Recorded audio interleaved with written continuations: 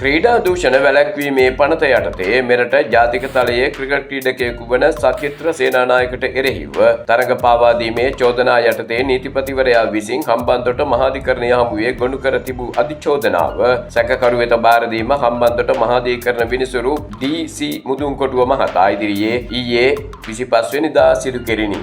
සැකකරුට අධිචෝදනා බාර දීමෙන් අනතුරුව සැකකරුගේ ඇඟිලි සලකුණු ලබා ගන්නා ලෙසත් නියම කළ අතර සැකකරු රුපියල් ලක්ෂ 2 බැගින් වූ ශරීර ඇප දෙකක් මත නිදහස් කරන ලෙස මහාධිකරණ විනිසුරුවරයා නියම කළේය. ශරීර ඇප සැකකරුගේ ළඟම ඥාතීන් දෙදෙනෙකු විය යුතු බවටද නියම කෙරිණි.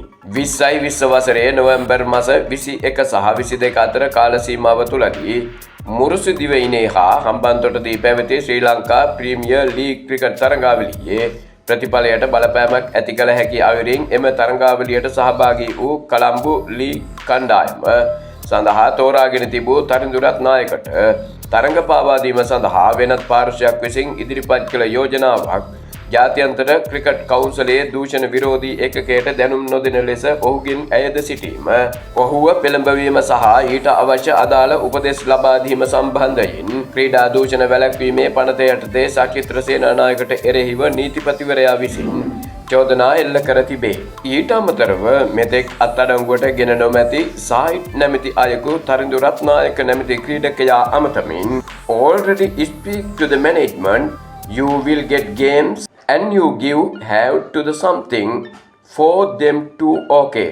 යනුවෙන් කළ දැනුම් දීම ජාත්‍යන්තර ක්‍රිකට් කවුන්සිලයේ දූෂණ විරෝධී ඒකකය වෙත පැමිණිලි කිරීම වැළැක්වීමට කටයුතු කර තිබෙන බවටයි සචිත්‍ර සේනානායකට එරෙහිව එල්ල කර ඇති අධිචෝදනාවේ සඳහන්ව ඇත්තේ. ඒ අනුව 2019 අංක 24 දරන ක්‍රීඩාවලට සම්බන්ධ වැරදි වැළැක්වීමේ පනතේ 5 වගන්තිය උල්ලංඝනය කිරීමෙන් ක්‍රීඩාවල දූෂණය යන වරද සිදු කළ ඇති බැවින් එමි පනතේ 9 වැනි වගන්තිය යටතේ දඬුවම් ලැබිය යුතු වරදක් සිදු කර ඇති බවට අධිචෝදනා එල්ල වී තිබේ. ජාත්‍යන්තර ක්‍රිකට් කවුන්සිලයේ ක්‍රීඩා දූෂණ වැළැක්වීමේ ඒකකයට ලැබුණු පැමිණිල්ලකට අනුව එම ඒකකයේ උපදෙස් මත මෙරට ක්‍රීඩා දූෂණ වැළැක්වීමේ විමර්ශන අංශය විසින් සචිත්‍ර සේනානායක අත්අඩංගුවටගෙන කොළඹ මහේස්ත්‍රාත් අධිකරණයට ඉදිරිපත් කිරීමෙන් පසු නැවත මූලික නඩු විභාගයේදී එම සිද්ධියට අදාළව ලැබුණු ව්‍යවහාරික සාක්ෂි සහ අනෙකුත් සාක්ෂි අධ්‍යයනය කිරීමෙන් අනතුරුව අතිරේක සොලිසිටර් ජෙනරාල් සුමති ධර්මවර්ධන මහතාගේ මෙහෙයවීම යටතේ සචිත්‍ර සේනානායකට එරෙහිව හම්බන්තොට මහාධිකරණය හමුවේ මෙම අධිචෝදනා ගොනු කිරීම සිදු කර තිබිණි. ඒ අනුව සැකකාර ක්‍රීඩක සචිත්‍ර සේනානායක අධිකරණය හමුවේ පෙනී සිටි අතර එහිදී ඔහු වෙනුවෙන් නීතිඥ අජිත් පතිරණ මහතා ඇතුළු නීතිඥ කණ්ඩායමක් අධිකරණය හමුවේ පෙනී සිට කරුණු ඉදිරිපත් කළ අතර නීතිපතිවරයා වෙනුවෙන් ඊයේ අධිනීතිඥ අකිලා දල්පදාදු මහත්මිය අධිකරණයේ පෙනී සිටියේය. නඩු විභාගය යළිත් 20/25/11/27 දින කැඳවීමට නියමිතය.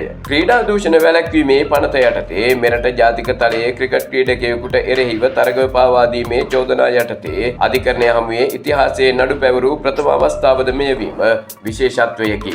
ඒ අනුව සැකකාර ක්‍රීඩක සචිත්‍ර සේනානායක අධිකරණය හමුවේ පෙනී සිටි අතර එහිදී ඔහු වෙනුවෙන් නීතිඥ අජිත් පතිරණ මහතා ඇතුළු නීතිඥ මණ්ඩලයක් අධිකරණය හමුවේ පෙනී සිට කරුණු ඉදිරිපත් කළ අතර නීතිපතිවරයා වෙනුවෙන් රජයේ අධිනීතිඥ අකිලා දල්පදාදු මහත්මිය අධිකරණයේ පෙනී සිටියේය. නඩු විභාගය යළිත් 20/25/11 වෙනි මාස 27 වෙනි දින කැඳවීමට නියමිතය.